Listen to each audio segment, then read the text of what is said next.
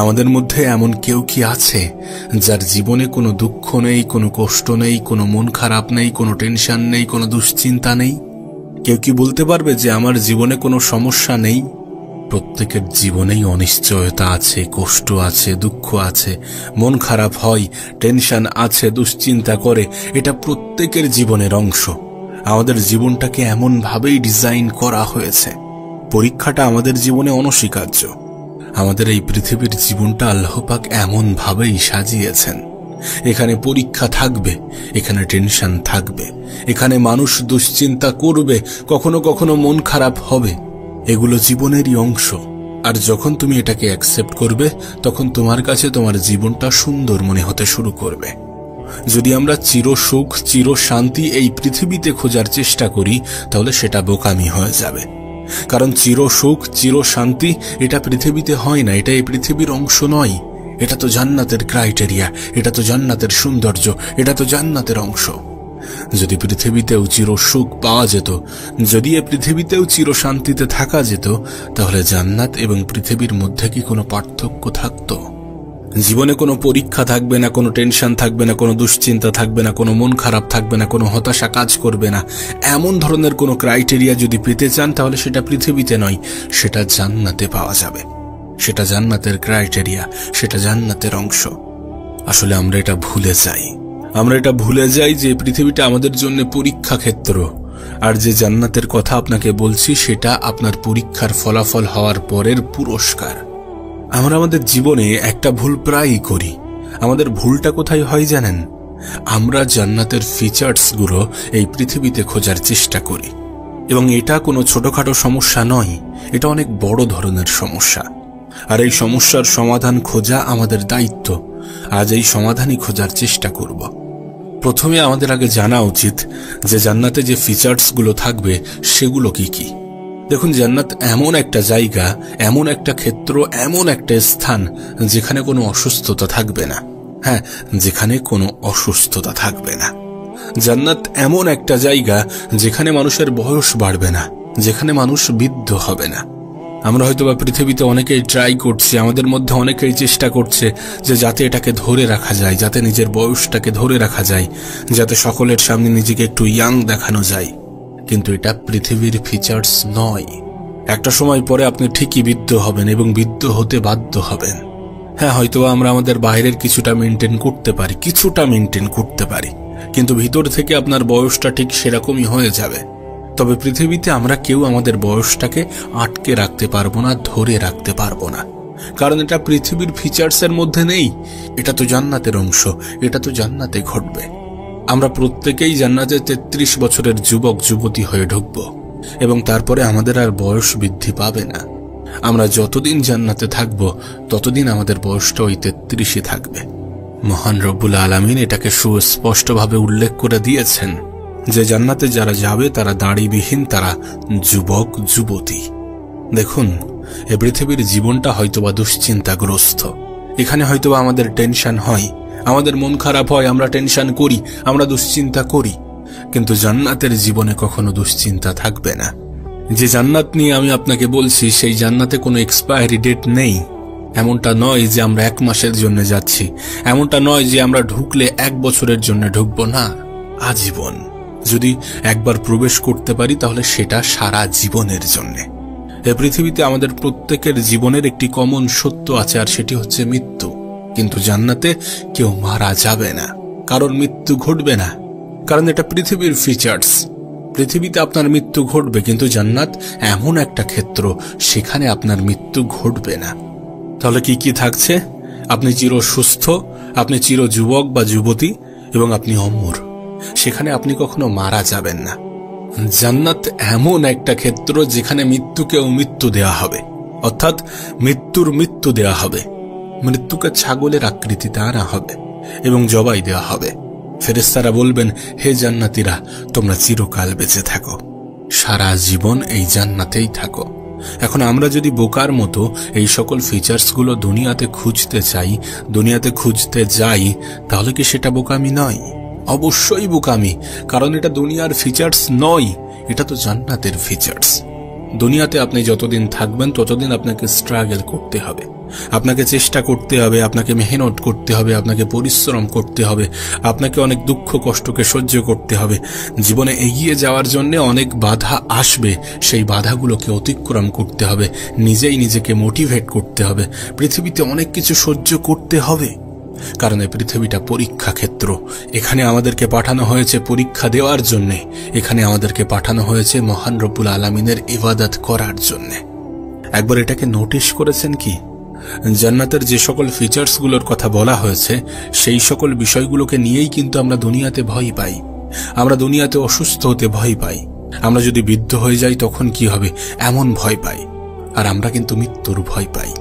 অর্থাৎ দুনিয়াতে যে সকল জিনিস নিয়ে, যে সকল বিষয় নিয়ে আমাদের ভয় সব থেকে বেশি, সেই সকল বিষয়গুলোকে আগে থেকেই আল্লাহ পাক জান্নাতে এলিমিনেট করে দিয়েছেন। কারণ দুনিয়া তো পরীক্ষার জন্য, আর জান্নাত তো আপনার জন্য উপহার স্বরূপ।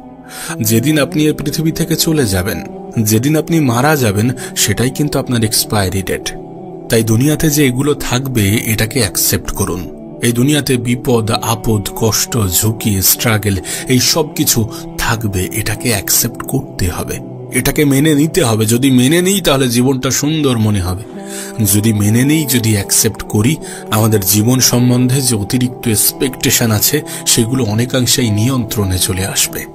এই দুনিয়ার ফিচার্সকে আল্লাহ পাক কোরআনের একটি আয়াত দিয়ে অনেক সুন্দরভাবে উল্লেখ করেছেন।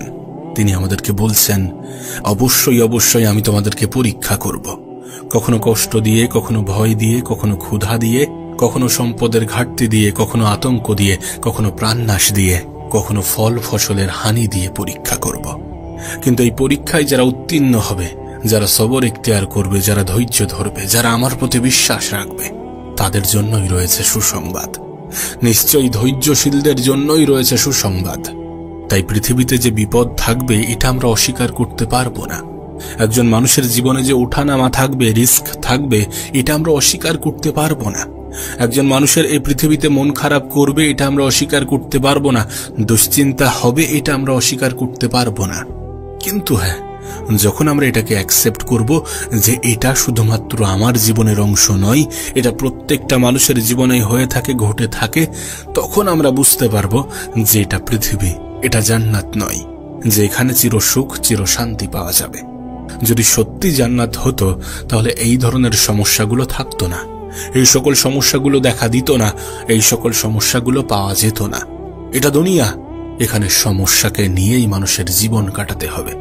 এখানে সমস্যা থাকলে সেটার সমাধান বার করতে হবে, হয়তোবা পরবর্তী সময়ে আবার নতুন কোনো সমস্যা আসবে, সেটারও সমাধান খুঁজতে হবে। নিজেকে সর্বত্র সর্বত্র যে কোনো সিচুয়েশনের জন্য প্রস্তুত রাখতে হবে। কারণ এটা দুনিয়া, এটা পরীক্ষা ক্ষেত্র, এখানে পরীক্ষা দিতেই হবে। তবে মজার বিষয় কি জানেন? পুরো পৃথিবীটা হয়তোবা পরীক্ষা ক্ষেত্র, কিন্তু এখানে কারোর প্রশ্নের সাথে কারোর প্রশ্নের কোনো মিল নেই। এখানে আমার পরীক্ষা একরকম, আপনার পরীক্ষা আর একরকম, আপনার প্রতিবেশীর পরীক্ষা আর একরকম, আপনার আত্মীয় স্বজনের পরীক্ষা আর একরকম, আপনার বন্ধু বান্ধবের পরীক্ষা আর একরকম। আমাদের পরীক্ষার মধ্যে খুব কমই মিল আছে। হ্যাঁ, এটা ঠিক যে আমরা সবাই পরীক্ষার্থী, কিন্তু এখানে কারো প্রশ্নের সাথে কারো প্রশ্নের মিল নেই।